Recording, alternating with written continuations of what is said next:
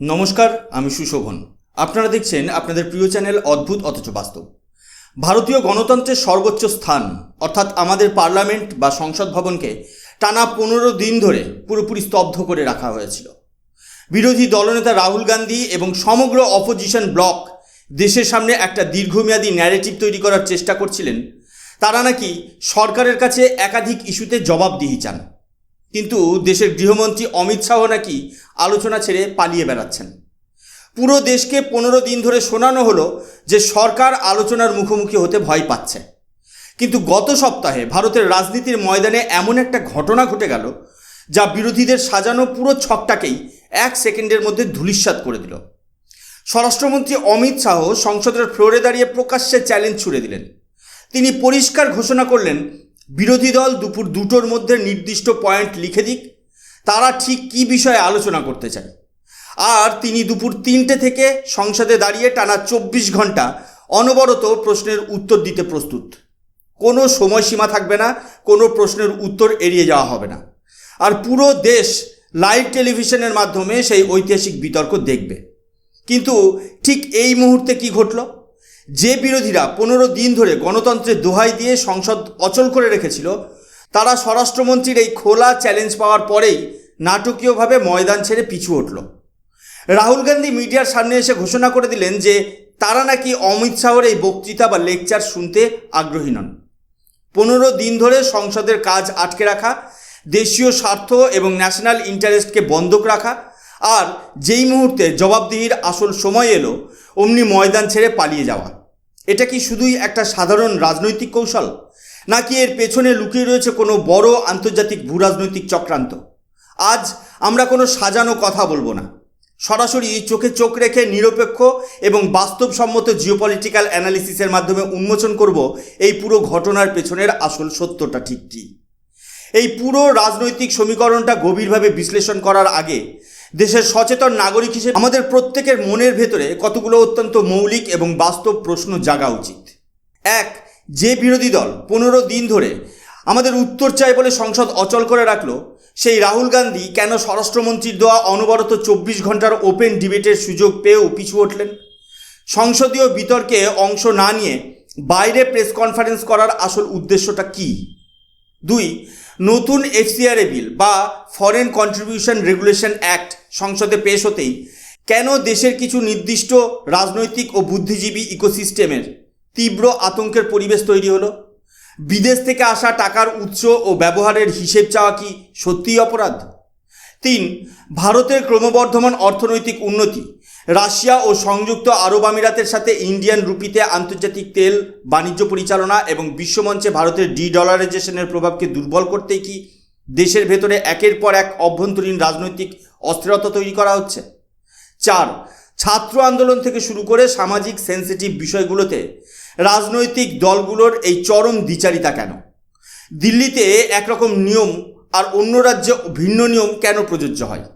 এই প্রশ্নগুলোর উত্তর পেলেই প্রকাশ হয়ে পড়ে আমাদের দেশের অভ্যন্তরীণ রাজনীতি এবং বৈশ্বিক ভূরাজনীতি বা গ্লোবাল জিওপলিটিক্সের সেই জটিল অদৃশ্য সুতো, যা ভারতের স্থিতিশীলতাকে নিয়ন্ত্রণ করার চেষ্টা করছে। এবার আসল বিশ্লেষণে আসা যাক।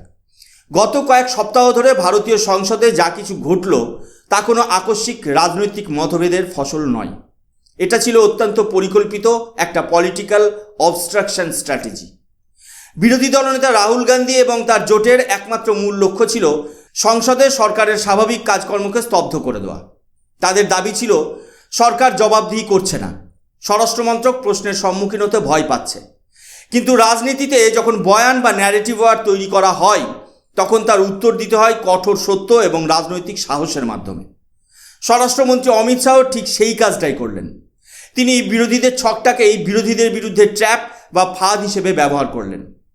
সংসদের ফ্লোরে দাঁড়িয়ে অমিত শাহ যে ঘোষণাটি করলেন তা ভারতীয় সংসদীয় ইতিহাসে বিরল। তিনি বললেন, আপনারা দুপুর 2টোর সময় লিখিত চিঠি দিয়ে জানান আপনারা ঠিক কোন কোন বিষয়ে আলোচনা করতে প্রস্তুত। আমি আজ দুপুর 3টে থেকে আগামীকাল দুপুর 3টে পর্যন্ত টানা 24 ঘন্টা এই সংসদে দাঁড়িয়ে থাকব। আপনারা যত ইচ্ছা প্রশ্ন করুন, জাতীয় মিডিয়ার সামনে দেশের মানুষ দেখবে আপনাদের প্রশ্ন কি এবং সরকারের দেওয়া উত্তর ঠিক কী। এই একটা বক্তব্যেই বিরোধীদের বহুদিনের সাজানো ব্লাফ তাসের ঘরের মতো এক নিমেষে ভেঙে পড়ল। বিরোধীরা আশা করেছিল সরকার হয়তো সময়ের অজুহাত দিয়ে আলোচনা এড়াবে, আর সেই সুযোগে তারা মিডিয়ার সামনে সরকার পালাচ্ছে বলে চিৎকার করবে। কিন্তু স্বরাষ্ট্রমন্ত্রী যখন নিজেই 24 ঘন্টার আনইন্টারাপ্টেড ডিবেটের প্ল্যাটফর্ম তৈরি করে দিলেন, তখন বিরোধীদের কাছে তাদের দাবি প্রমাণের সুবর্ণ সুযোগ এসেছিল। কিন্তু রাহুল গান্ধী কী করলেন? তিনি এবং তার সহযোগীরা তড়িঘড়ি নিজেদের ব্যাগ প্যাক করলেন এবং সংসদের বাইরে এসে ক্যামেরার সামনে বললেন তারা নাকি অমিত শাহের কথা শুনতে আরাজি নন। যে দল 15 দিন ধরে দেশের শত শত কোটি টাকার ট্যাক্স পেয়ারদের অর্থ অপচয় করে সংসদ স্তব্ধ করে রাখল উত্তর চাই বলে, তারা উত্তর শোনার জন্য তৈরি করা 24 ঘন্টা লাইভ মঞ্চ থেকে স্রেফ হেঁটে বেরিয়ে গেলেন। সংসদের ভেতরে খোলা বিতর্কের মানে কি? এর মানে হলো 1947 সাল থেকে শুরু করে আজ পর্যন্ত দেশের অভ্যন্তরীণ ও বৈদেশিক নীতির সমস্ত সরকারি ফাইল উন্মুক্ত করা হবে। যদি অন রেকর্ড সংসদীয় বিতর্ক হতো, তবে বিরোধীদের অতীত রেকর্ড, দেশের সুরক্ষা নীতি নিয়ে অতীতে নেওয়া বিভিন্ন সিদ্ধান্ত এবং আন্তর্জাতিক সমঝোতার সমস্ত নথি সংসদের অফিসিয়ালি রেকর্ড হয়ে যেত। আর ঠিক এই সংসদীয় রেকর্ড এবং ঐতিহাসিক ফাটল খোলার বিষয়টাই বিরোধীদের বাধ্য করেছে বিতর্ক থেকে পালিয়ে যেতে। কিন্তু কেন এই সংসদীয় অচলাবস্থা তৈরি করা হয়েছিল? শুধুই কি রাজনৈতিক কাদা ছোড়াছুড়ি, নাকি এর পেছনে নির্দিষ্ট কোনো খসড়া আইন বা বিলকে আটকে রাখার কৌশল লুকিয়েছিল? আসল বিষয়টি বুঝতে হলে আমাদের তাকাতে হবে এফসিআরএ বিল বা ফরেন কন্ট্রিবিউশন রেগুলেশন অ্যাক্টের দিকে। এফসিআরএ বিল কোনো সাধারণ আইনি সংশোধনী নয়। এটা ভারত সরকারের পক্ষ থেকে সেই সমস্ত বিদেশি এনজিও এবং সংস্থাকে সরাসরি নিয়ন্ত্রণে আনার একটা শক্ত পদক্ষেপ, যারা দীর্ঘদিন ধরে বিদেশ থেকে আসা অনিয়ন্ত্রিত কাঁচা টাকা বা ডার্ক মানি ব্যবহার করে ভারতের অভ্যন্তরীণ রাজনীতি, সামাজিক স্থিতিশীলতা এবং পরিকাঠামো উন্নয়নকে প্রভাবিত করে আসছিল। স্বাধীনতার পর বহু দশক ধরে ভারতের ভেতরে বিদেশি অর্থায়নের পথ অত্যন্ত শিথিল ছিল। বিভিন্ন আন্তর্জাতিক ফাউন্ডেশন, তথাকথিত মানবাধিকার সংস্থা এবং বিদেশি ডিপ স্টেটের অর্থপুষ্ট এজেন্সিগুলো ভারতে হাজার হাজার কোটি টাকা পাঠাতো। এই টাকার বড় অংশ কোথায় ব্যবহৃত হতো? প্রথমত, ভারতের বড় বড় জাতীয় উন্নয়নমূলক প্রজেক্ট যেমন হাইওয়ে, পারমাণবিক বিদ্যুৎ কেন্দ্র বা আন্তর্জাতিক সমুদ্র বন্দর তৈরিতে বাধা দেওয়ার জন্য কৃত্রিম সামাজিক আন্দোলন গড়ে তুলতে।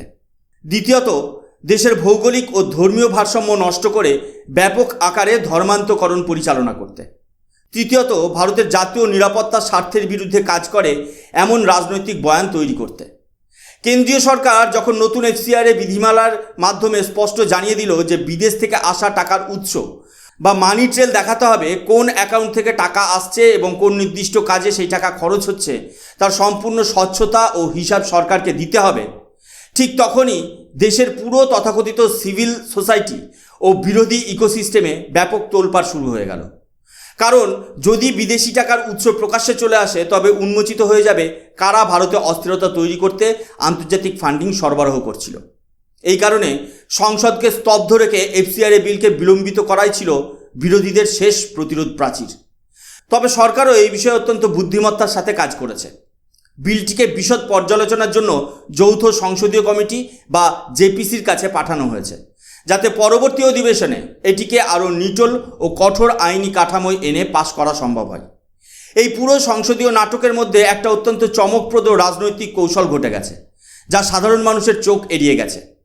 বিরোধীরা যখন এফসিআরএ বিল এবং অন্যান্য ইস্যু নিয়ে সংসদে চিৎকার বা হট্টগোল চালিয়ে সংসদ স্তব্ধ করার চেষ্টায় ব্যস্ত ছিল, তখন ভারত সরকার অত্যন্ত সুচতুরভাবে মাত্র 56 মিনিটের মধ্যে দেশের জাতীয় সুরক্ষার জন্য অত্যন্ত গুরুত্বপূর্ণ প্রায় 10 থেকে 11টি বিল পাশ করিয়ে নিয়েছে। এর মধ্যে সবচেয়ে উল্লেখযোগ্য মাস্টারস্ট্রোক আইনটি ছিল দেশের বার্থ অ্যান্ড ডেথ রেজিস্ট্রেশন বিল বা জন্ম মৃত্যু নিবন্ধন সংক্রান্ত সংশোধনী আইন। আপনারা হয়তো ভাবছেন এই সাধারণ জন্ম মৃত্যুর ডিজিটাল নিবন্ধের সাথে ভূরাজনৈতিক বা জাতীয় সুরক্ষার কী সম্পর্ক? সম্পর্কটা অত্যন্ত গভীর। এতদিন ধরে বাংলাদেশ থেকে আসা অবৈধ অনুপ্রবেশকারী কিংবা অবৈধ রোহিঙ্গা নাগরিকরা জাল ব্যাকডেটেড কাগজপত্র এবং অসাধু স্থানীয় প্রশাসনের মাধ্যমে কয়েক বছর আগের জন্ম সনদ তৈরি করে ভারতের নাগরিকত্ব দাবি করত। এই আইনি ফাঁকফোকর ব্যবহার করে লাখ লাখ অবৈধ অনুপ্রবেশকারী ভারতের ভোটার তালিকায় ঢুকে পড়ছিল। সরকার যখন এই ডিজিটাল এবং কেন্দ্রীয়করণ নির্ভর জন্ম মৃত্যু নথিভুক্তকরণ বিল পাস করিয়ে নিল, তখন ব্যাকডেটে গজিয়ে ওঠা জাল বার্থ সার্টিফিকেট নিয়ে নাগরিকত্ব হাতিয়ে নেওয়ার রাস্তা পুরোপুরি স্থায়ীভাবে বন্ধ হয়ে গেল। বিরোধীরা যখন স্লোগান দিতে এবং ওয়াকআউট করতে ব্যস্ত ছিল, ঠিক সেই ফাঁকে সরকার দেশের অভ্যন্তরীণ সুরক্ষার সবচেয়ে বড় আইনি ফুটোটা বন্ধ করে দিল। বিরোধীরা বুঝতেও পারল না যে তারা যা আটকানোর চেষ্টা করছিল সরকার তার চেয়েও বড় জাতীয় সুরক্ষার কাজ নীরবে সম্পন্ন করে ফেলেছে। এবার আসা যাক বিরোধীদের রাজনৈতিক বয়ানের আরেকটি বড় অসঙ্গতির দিকে। বিরোধী দলনেতা রাহুল গান্ধী সম্প্রতি দাবি করেছেন যে তিনি নাকি দেশের যুব সমাজ বা ইউথকে প্রতিনিধিত্ব করছেন, কিন্তু যখনই এই যুব সমাজ এবং ছাত্র আন্দোলনের বিষয়ে তাদের পদক্ষেপের বিশ্লেষণ করা হয় তখনই তাদের চরম দ্বিচারিতা প্রকাশ্যে চলে আসে। দিল্লিতে যখন কেন্দ্রীয় সরকারের নীতি বা সিস্টেমের বিরুদ্ধে কোনো নির্দিষ্ট ছাত্রগোষ্ঠী আন্দোলন বা পাথর ছুঁড়ে বিশৃঙ্খলা তৈরি করার চেষ্টা করে, তখন এই বিরোধী দলগুলো সাথে সাথে তাদের পাশে গিয়ে দাঁড়ায়।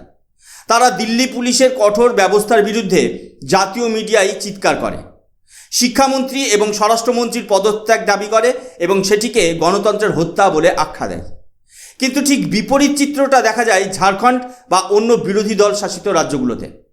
ঝাড়খণ্ডে যখন সাধারণ ছাত্ররা নিজেদের ভবিষ্যৎ, চাকরি এবং অধিকারের দাবিতে রাজপথে নেমে ভারতের জাতীয় পতাকা হাতে আন্দোলন করছিল, তখন সেখানে রাজ্যের পুলিশ দিয়ে তাদের উপর নির্মম লাঠিচার্জ করা হলো। তখন কোথায় ছিলেন রাহুল গান্ধী? কেন তখন সংসদের ফ্লোরে ঝাড়খণ্ডের ছাত্রদের উপর হওয়া অত্যাচারের বিরুদ্ধে কোনো আগুনঝরা বক্তৃতা শোনা গেল না? কেন এই রাজ্যের স্বরাষ্ট্রমন্ত্রী বা মুখ্যমন্ত্রীর পদত্যাগ দাবি করা হলো না? কারণটা অত্যন্ত স্পষ্ট।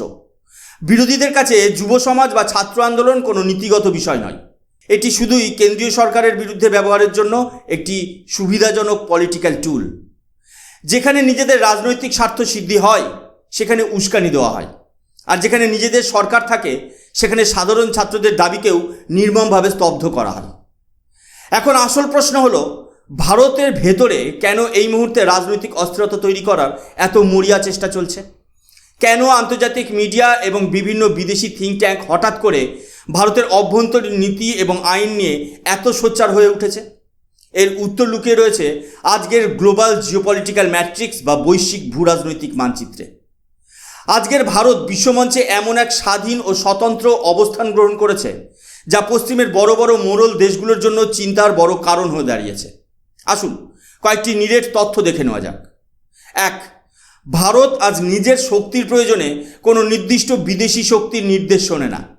সংযুক্ত আরব আমিরাত বা ইউএই যখন ওপেকের প্রথাগত গণ্ডি থেকে বেরিয়ে এসে ভারতের সাথে সরাসরি ইন্ডিয়ান রুপি বা দিরহামে তেল বাণিজ্য শুরু করলো, তখন মার্কিন ডলারের একচেটিয়া আধিপত্যে বড় ধাক্কা লাগলো। 2.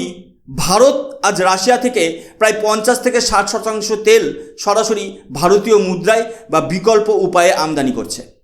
আমরা প্রতি মাসে মিলিয়ন মিলিয়ন ব্যারেল অপরিশোধিত তেল আন্তর্জাতিক নিষেধাজ্ঞা উপেক্ষা করে দেশের অর্থনৈতিক স্বার্থে নিরাপদে নিয়ে আসছি। 3. ভারত মধ্যপ্রাচ্য থেকে ইউরোপ পর্যন্ত নতুন অর্থনৈতিক করিডোর তৈরি করছে। রাশিয়ার সাথে নর্থ সাউথ ট্রান্সপোর্ট করিডোর বা INSTC জোরদার করছে এবং চীনকে টেক্কা দিয়ে গ্লোবাল সাউথের নেতৃত্ব দিচ্ছে। পশ্চিমা বিশ্বের বা গ্লোবাল ডিপ স্টেটের গেম প্ল্যান হলো এমন এক ভারত প্রতিষ্ঠা করা যা তাদের রাজনৈতিক ও অর্থনৈতিক নির্দেশের সামনে নতজানু থাকবে, যেমনটা 2000-এর দশকে বা তার আগে দেখা যেত, যেখানে ভারতের প্রধানমন্ত্রী বা সরকারকে সামান্য বিষয়েও বিদেশি শক্তির গ্রিন সিগন্যালের জন্য অপেক্ষা করতে হতো। একটা স্বাবলম্বী, অর্থনৈতিকভাবে শক্তিশালী এবং জাতীয় নিরাপত্তায় আপোষহীন ভারত কিন্তু আন্তর্জাতিক ফিনান্সিয়াল পাওয়ার বা ডিপ স্টেটের জন্য নাইটমেয়ার বা দুঃস্বপ্ন। তাই তারা সরাসরি যুদ্ধ বা অর্থনৈতিক অবরোধ দিয়ে ভারতকে থামাতে পারছে না বলেই ভারতের অভ্যন্তরীণ রাজনীতির ফাটলগুলোকে কাজে লাগানোর চেষ্টা করছে। FCRA বিল বন্ধ করা, দেশে রাজনৈতিক অস্থিরতা তৈরি করা এবং সংসদের মতো সর্বোচ্চ গণতান্ত্রিক প্রতিষ্ঠানকে স্তব্ধ করে দেওয়া, এই সবই হলো ভারতকে ভেতর থেকে দুর্বল করার সেই আন্তর্জাতিক ছকেরই অংশ। কিন্তু 2026 সালের আজকের ভারত আর পুরনো দুর্বল ভারত নয়। আজকের ভারত আন্তর্জাতিক চাপের মুখে নিজের জাতীয় স্বার্থ বিসর্জন দিতে শেখেনি। স্বরাষ্ট্রমন্ত্রী অমিত শাহ যখন সংসদে দাঁড়িয়ে 24 ঘন্টার অনবরত বিতর্কের চ্যালেঞ্জ দেন, তখন তিনি শুধুই একটি রাজনৈতিক দলের প্রতিনিধিত্ব করেন না, তিনি দেশের 140 কোটি মানুষের সার্বভৌম ক্ষমতার সেই দৃঢ় অবস্থানকে ব্যক্ত করেন। যে সত্যের মুখোমুখি হওয়ার সাহস বিরোধীদের ছিল না, সেই সত্য হলো আজকের ভারত তার অভ্যন্তরীণ আইন, দেশের সুরক্ষা এবং বৈদেশিক নীতি সম্পূর্ণ নিজস্ব স্বাধীন বিচারে গ্রহণ করবে। রাজনৈতিক নাটক, সংসদের সময় অপচয় এবং সোশ্যাল মিডিয়ায় তৈরি করা ভুয়া ন্যারেটিভ ওয়ার দিয়ে সাময়িকভাবে হয়তো মানুষের নজর ঘোরানো যায়, কিন্তু দিনের শেষে নিটোল বাস্তব এবং জাতীয় স্বার্থই জয়ী হয়। যারা ভেবেছিল বিতর্ক এড়িয়ে এবং বিদেশি টাকার সুরক্ষা বেষ্টনী তৈরি করে তারা দেশের উন্নয়ন আটকে দেবে, তাদের সেই কৌশল আজ দেশবাসীর সামনে পুরোপুরি উন্মোচিত। আপনারা কি মনে করেন, বিরোধী দলনেতা রাহুল গান্ধীর 24 ঘন্টার ওপেন ডিবেট থেকে সরে আসা এবং এফসিআরএ বিল নিয়ে বিরোধীদের এই অবস্থানের পেছনে দেশের স্বার্থ রয়েছে, নাকি এর পেছনে কাজ করছে গভীর কোনো আন্তর্জাতিক চক্রান্ত? আপনাদের মূল্যবান মতামত নিচে কমেন্ট বক্সে অবশ্যই লিখে জানান। ভিডিওটি ভালো লাগলে অবশ্যই লাইক করুন এবং আপনার বন্ধুদের সঙ্গে শেয়ার করুন। আর আপনি যদি আমাদের চ্যানেলে আজকে নতুন হয়ে থাকেন তবে অবশ্যই আমাদের চ্যানেলটি সাবস্ক্রাইব করে পাশে থাকা বেল আইকন প্রেস করে দিন। আমি সুশোভন আজকের মতো এখানেই বিদায় নিচ্ছি। দেখা হবে পরবর্তী একটি নতুন জিওপলিটিক্যাল অ্যানালিসিসে। ততক্ষণ পর্যন্ত ভালো থাকবেন, সুস্থ থাকবেন। জয় হিন্দ, বন্দে মাতরম, ভারত মাতা কি জয়।